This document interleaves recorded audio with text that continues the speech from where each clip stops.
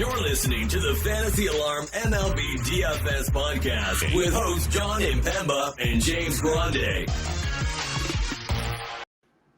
What's going on, FA Nation? Jon Impemba here with James Grande. Welcome into the Better Baseball MLB DFS podcast. We are recording here for Monday's 8-game main slate. This is our first look here on Monday's 8-game slate. James Grande will be on the playbook.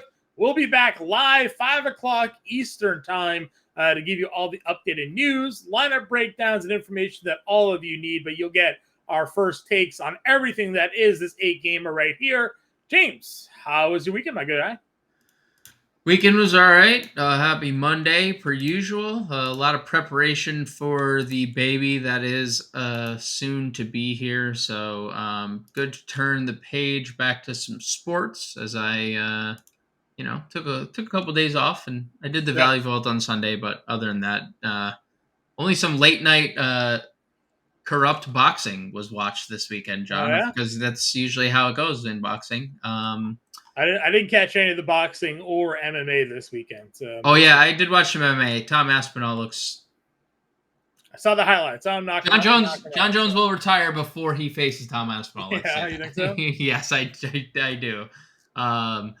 But good weekend. Ready to get into everything here for Monday slate. Yep. Before we jump into everything, again, shout out to our friends over at Real Time Fantasy Sports. Go to rtsports.com/alarm. Promo code alarm23 will get new users a 100% deposit match up to $200 there. A lot of great opportunities over at RT Sports right now. They have the DFS Pick'em game there, whether it be for the MLB, PGA, NBA, NFL, everything that they have covered, NBA, everything they have covered over there. They have a DFS Pick'em prop game. You can pick a handful of props, have an opportunity to win up to 40x your money, which is a great opportunity there. And, of course, they have all of the best ball leagues going on right now for fantasy football season that's here, season-long leagues for fantasy football. So I got to check out everything that's going on over at Real Time Fantasy Sports there, James. Yeah, and please play responsibly. For help, call 1-800-GAMBLER. Yep, 1-800-GAMBLER for those who need a little assistance. That said, let's turn over to the DraftKings main slate here. We got, again, 8 games on the board that we're looking to break down here. Some pretty interesting matchups. So I look over Vegas totals here. James, give us our spreads and totals to pay attention to. Yeah, totals we're paying attention to 7.5 implied runs, Seattle, Minnesota, slight lean on the over there that opened at 8. 9 implied runs in Cincinnati, Milwaukee. I wouldn't be surprised to see that hit 9.5, 10 by open. Graham Ashcraft versus Colin Ray. 8.5 in Texas, Houston. 8.5 in Pittsburgh, San Diego. Slate high 9.5 in Toronto, LA. Jose Barrios versus Michael Grove. Good luck taming the Dodgers offense right now, Jose Barrios. They have been quite incredible, especially Freddie Freeman specifically. So, nothing stands out too much there in terms of totals, money lines. Minus 190 for the Cleveland Guardians, Logan T. Allen versus Ryan Yarbrough of the Kansas City Royals there. Minus 245 are the San Diego Padres taking on the Pittsburgh Pirates. Yu Darvish in that one taking the mound for the Pirates. Only 2 notable, at least real noticeable money lines in that on the slate. Let's get into it. Again, 8 games here, breaking it down, giving our favorite pitchers. Luis Castillo on the mound here against Minnesota, a team that we have both attacked and then stacked, depending on the night on who's the mound. Luis Castillo, last I checked, is not Lance Lynn, despite both of their names beginning with the letter L. But this man has a home run problem too here. He does. So I got to ask you, man, at 10-6, we know the strikeout upside. He just had 11 Ks. He faced Minnesota last time out. 2 more home runs allowed, though, for Luis Castillo here. We saw what they hang 5 homers on Lynn on Friday. Are you willing to spend 10-6 on a guy that could get lit up here, given this propensity for the home run ball? Yeah, I'm okay getting there. Like you mentioned, the strikeout upside is what it is here in the spot. Minnesota strikes out more than anyone against right-handed pitching. There is definitely an issue. I'm not disputing that. I think, Minnesota could get to him again. 13 home runs in his last 10 starts. So he had 6 allowed in his first 10 starts. He's now allowed 13 in his last 10. Like, there has clearly been something going on.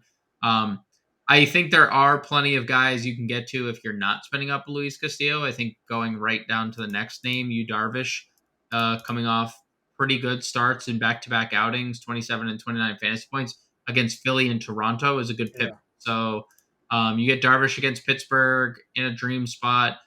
So We thought that about Ohtani. sure. Thought that about Ohtani. Thought that same slate. Thought that about Framber, and they both got True. lit Yeah. up. So I'm hard pressed not to, if I'm pivoting off Castillo, just go right to Darvish. Sure. And a couple other names we're gonna get to, but I'm okay getting to Castillo, but you also look at things. Darvish has had a higher ceiling of late, and it's $1,200 cheaper. Yeah, 100%.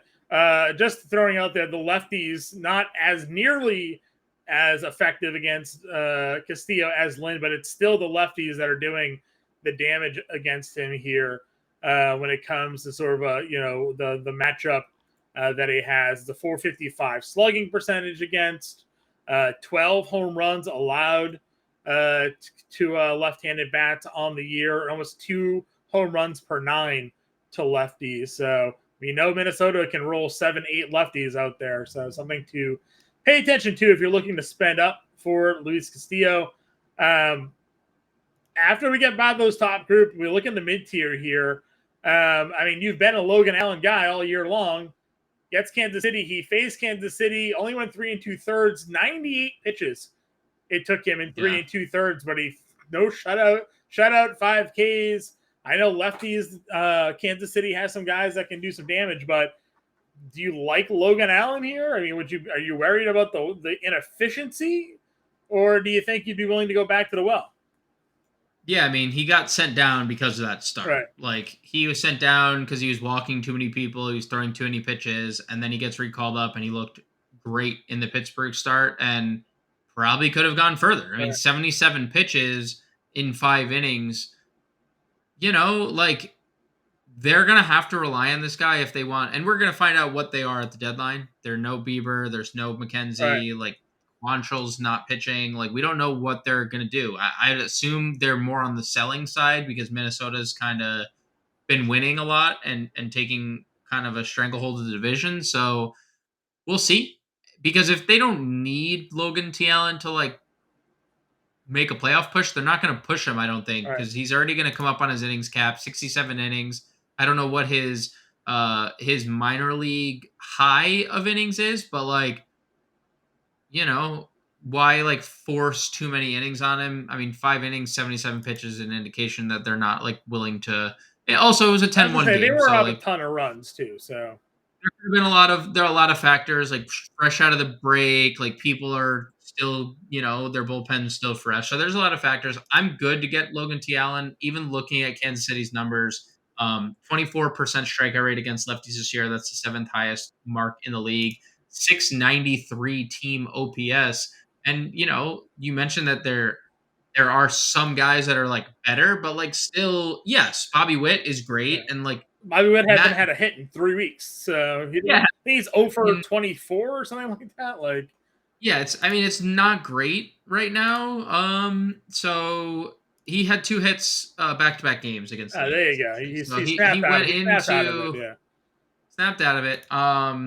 But they're still 23rd in OPS as a team against lefties. So yeah, I'm more than willing to get to Logan T. Allen. He's definitely one of my top plays in the next year. Yeah, I'm with you there. Anybody else? I mean, we have Patrick Corbin over 6K. It feels like it's happened twice this year. We've had Patrick Corbin over $6,000. Yeah. Home. He's been better. Home against Colorado. He's had 3 good starts of the last 4. Is it a Patrick Corbin start? Look at this: 9, 6, and 6 strikeouts in those 3 starts. Again, he got rocked by Cincy, but 7 innings of 1. I mean, how many lineups got busted by Patrick Corbin against Texas? I know, right? Many lineups. So 7 shutout against Seattle. Would you build a lineup around Patrick Corbin on this slate? Not around Patrick Corbin, but including Patrick Corbin, I may. Because there's not a lot. Like, he's been good. We know Colorado is they're 28th in the league against right-handed pitching in terms of OPS. Left-handed pitching? Left-handed pitching, sorry. Yeah. And then they have a 26.3% strikeout rate, which I feel like kind of has crept up on that. Like, that number has like crept up slowly. So they're third highest strikeout rate in the league now, only behind Milwaukee and Seattle against lefties. So yeah, I can get behind Corbin. I can also maybe take a look at Ryan Nelson, who's definitely been better of late. I know the offense in St. Louis is pretty good. So is Atlanta's, and so is Toronto's, and so is the Angels, and so is the Giants. And 4 of the last 5 starts outside of the Mets start, Ryan Nelson's been pretty good. 3 of his last 5, he's ended up with 23 plus fantasy points. So maybe Ryan Nelson, and then one guy that we skipped over, 8,600, Kenta Maeda.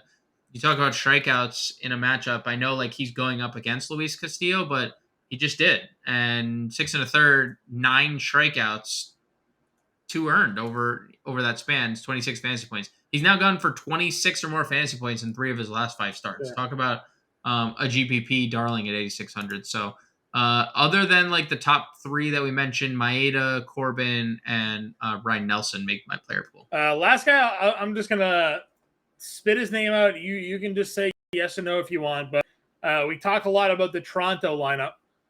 Michael Grove is on the mound. Michael Grove gets hammered by lefties, and Toronto doesn't really have any. So, no, they don't have any. So, I mean, Michael Grove was once a top prospect in baseball, got brought to the major leagues and just been shelled. A couple recent outings have been okay.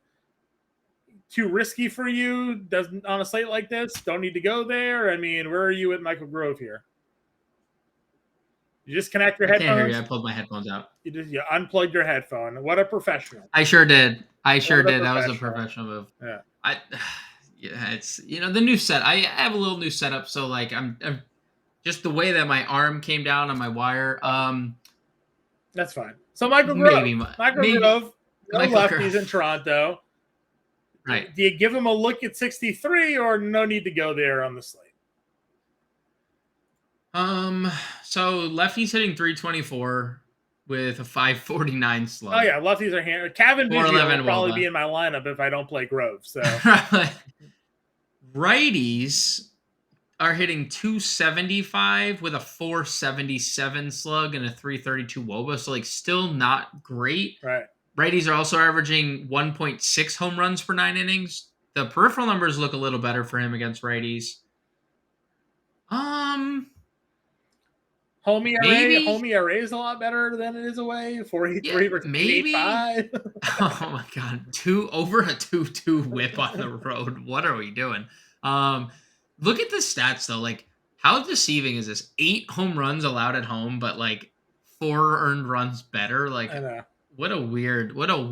He's giving up 20 runs in 20 innings on the road. So I mean, like you're you not can say wrong. No. I'm just throwing a name that I don't think many people would consider, probably maybe for good reasons or not. But, again, Toronto's been a super frustrating team this year offensively. They have no left. Kevin Biggio, Kevin Kiermaier, and Dalton Varsho. Brandon Bell. Like those are their 4 lefties. Are you stacking those 4 lefties tomorrow against Grove? I mean, like.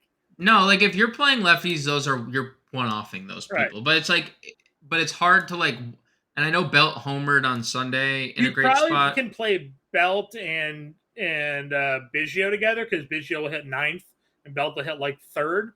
But like Biggio's actually been kind of good. It's been split. Like, he hasn't played a lot, but he's been hitting 350 over his last 10 games. Now 20 at bats. Good player. They just gotta get him. No, he's not. No, he's not. No, he is not. Gotta get him in the lineup. All right, we've probably spent way too much time on Michael Grove here, but I just wanted to. Because, again, his last start, I remember stacking against in Baltimore. He pitched well. I sure did. I think we couldn't have been more like, please stack against Michael Grove. And we played all the lefties that day, and nothing came through there. So, just, again, former top prospect, got shelled early on in his career here. But, anyways, not to waste any more time on Michael Grove for anybody, but just mentioning his name. If he pops up tomorrow and has another 5-inning winner, and just remember you heard it here. All right, let's go to hitters. Talk to me about your favorite infielders, top price guys. Freddie Freeman, hottest hitter in baseball right now, doesn't need a lot of introduction. What was the stat the other day? He's the first player before the trade deadline to hit what was it, 20 homers, 10 stolen bases, 35 doubles, maybe? It was 85 runs, 70 RBIs. No, or something.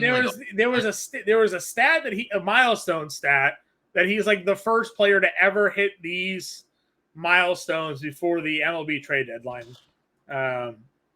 Again, just something kind of crazy to think about, as you mentioned how hot he is. I mean, he is first player ever, first player in Dodgers history with 20 home runs and 35 doubles before August. Okay, yeah, something crazy. And there was another one that had 10 stolen bases. Yep, yeah. It's first player in MLB history to record 20 home runs, 35 doubles, 125 hits, 10 stolen bases, and 40 walks before August. Again. That's insane. Again, obviously super specific to all of his statistics here, but also no player in history has had those numbers combined in one season before August. He almost has 50 walks, by the way. Not like they said 40 in that. They could have just went 48. They shorted him a lot of walks. It's almost 50 walks. I wonder if he's still upset he left Atlanta. Yeah, seems that he's going to win the NL MVP. Yeah. Second MVP, right? Because he won that with Atlanta during the COVID year, right? So yeah, he's going to win it. And if they continue to, when they end up with Ohtani, they're also going to win the World Series. So Freeman, number one, infield play with a bullet. We have to play all of Arizona, right? All of Arizona, yeah. Sorry, Adam. Any living, yeah. I mean, great pitcher for a long time. But Adam Wainwright is making his return against Arizona. Ketel Marte has been a freaking monster of late. He was a slate winner over the weekend, 40 fantasy points. Follows it up with just casual 2 for 2 with 3 walks. If you 290, 17 home runs, 55 ribbies now for Ketel Marte. So he's a top play. If you're not playing Michael Grove, perfectly fine getting to Vladdy. We know he is a dog against right-handed pitching. And then Willy Adames gets his split, John. Graham Ashcraft, righty in Milwaukee. That's where we play Willy Adames. And Graham Ashcraft has been bad against righties. So you're going to have the BVP probably, right? 3 for 11, 2 home runs. Okay. So not surprising. And just for Adames truthers out there, 11 home runs in American Family Field, formerly Miller Park, and 332 WOBA. I don't know how many home runs he's hit officially this year, but 11 home runs have come at home. That's a lot of home runs. Yeah, I like that. What am I looking at here? Are we getting an opener for Allen? Did something update on your end here, or is? Oh no, never mind. I was just confusing. So Yarbrough's pitching for Kansas City. So Yarborough's pitching for. So I was looking at Jimenez, and I'm like, why does it say Yarbrough? I thought it was supposed to be Allen. They're on the same team, John. That's why. Jimenez hits lefties. Talk about some mid-tier. Jimenez does hit lefties. I know that Cleveland's sort of starting to slump a little bit, but he did homer on Sunday, so it could go him against Yarbrough. I think I pitched Yarbrough against Cleveland the last time. I think you did too. I think you did too. Fairly well. He got taken out of that game eventually, but pitched fairly well. Houston against Gray. John Gray has been really bad lately. You look at 4 1/3 against Tampa Bay, pitched mildly okay there. We got taken out of that game. But then Cleveland, Boston, Houston all hammered them again. So if you want to go Houston bats in the infield, Pena, Bregman, Dubon, all guys that you can take pieces of here. Dude, Houston has been kind of crushing baseballs. They did all weekend. Kyle Tucker obviously had an amazing weekend. Yeah.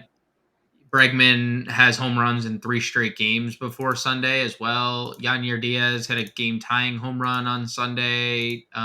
He broke out of a little slump there. We know Abreu's been, pretty good of late. So all of Houston and some of those options are really cheap. Bregman's been priced up pretty high, 5,400, but the rest of the infield's been pretty good. And the last team I'll just mention, because I say them every slate here, we can stack Washington. Yeah, Abrams leading off. We're never gonna say CJ Abrams not leading off again. No, but Carl Kaufman is pitching. Dude, he is the worst pitcher. He's got 10 ERA this year. He's the worst pitcher of all time. Now he won't pitch the full game, but but Colorado's bullpen is terrible. The fact that Abrams is still only $3,600. Candelario is under $4,000 here. He is $4,000 rather. Meneses, is he still free? Exactly. Yep. What? What'd you say? He was exactly 4,000. Yeah. Meneses is $3,700. So, and then the forgotten man, Kybert Ruiz, is 38. So, you can play all of Washington. They're so good, and nobody plays them. They're just hilarious. So yeah, that's where I'm at in the infield. Any guys I didn't mention that you're in on? Edward Julian, Alex Kirilloff, if you want to play lefty power against Luis Castillo, who's given up all those home runs. Brendan Donovan continues to be awesome for St. Louis, hitting atop the lineup, and I don't really know why he's priced the way he's been. I know he went over. He was hitting over 300 before that over, as per sample size. You go for 5. What did I tell you about Henry Davis? But he's hit today, right? Right. Yeah, now Henry Davis has 10 home runs in the last. The only player to have 2 home runs in the same game off of Ohtani. Didn't Jonah Heim do it last year? Didn't our boy Jonah Heim do it last year? The only player to have just 2 homers. Right here. Yeah. He's the first player to homer twice in the same game off Ohtani. Oh, okay. I swore Jonah Heim did it last year. He just had a grand slam and hurt our soul. He might have homered again later in that game. But Okay. That might have been Henry Davis back up to 280. Just everybody freaked out. Yeah, Henry Davis, but Julian still hitting near 500 his last 10, and Kirilloff's still free. All right, outfield again, a lot of top end talent here. Tatis gets Priester. We haven't really talked much San Diego here, but Priester wasn't very good in that first start. No, he was not. No, he's 64. Tucker's 62. Corbin Carroll against Adam Wainwright is $6,000. Soto's 55. Yelich is still in a great spot against Ashcraft here at 53. Hard to really not like this outfield here. Of course, Byron Buxton homers twice off Lance Lynn. Didn't play him, though. I played the lefties. Buxton homered twice. Yeah. I mean, he also has 21 strikeouts over his last 10. He has 4 hits and 21 strikeouts in his last 10 games. So, anyway, talk to me about these top guys I mentioned. Obviously, you're in on all of them, but is it just a sense of who I'm stacking, or do you have a clear cut? This is my core play of the day. Corbin Carroll, number 1, Kyle Tucker, number 2. And then Tatis / Soto, 3. I think Tucker, I've said this continuously, when he's playing well, you just play him. They went into Friday's game in triple dongs, and then Corbin Carroll has home runs in back-to-back in 2 of 3 or 3 of 4. Now the power stroke for him after kind of disappearing for a little bit is back. Forget it, dude. If Corbin Carroll is hitting home runs, he's also, we know the stolen bases are going to be there. He has 29 in the year. So against Wainwright, it's going to be a bloodbath. I mean, it's we've said that a bunch, and obviously it's baseball. It doesn't work out. I mean, dude, Wainwright's been the Rangers got shut out by Corbin. So it definitely doesn't always work out. But more often than not, it works out. It doesn't unless you're looking at Adam Wainwright. Sure.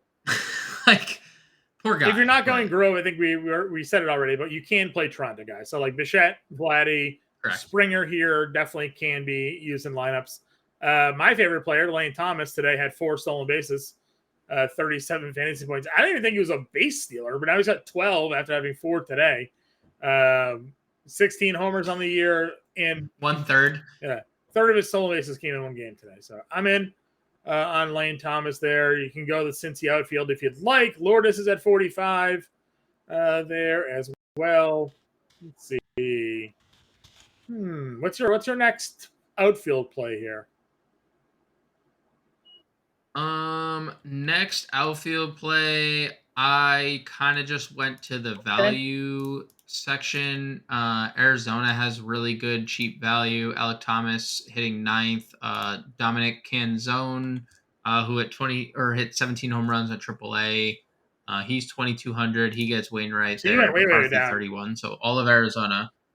Yeah, and then Benson's Frelick Benson's for 3K, Frelick's 3K. Everybody saw Sal Frelick's debut the other day.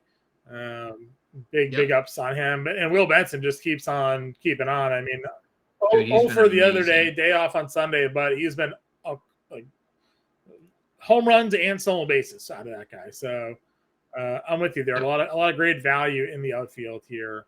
What are your thoughts on Bielak? If Texas can, obviously Seager's on the IL, Adolis didn't play today. If that lineup's continuing to miss guys, any interest in Bielak, or the rest of that lineup's still good enough to shut him down?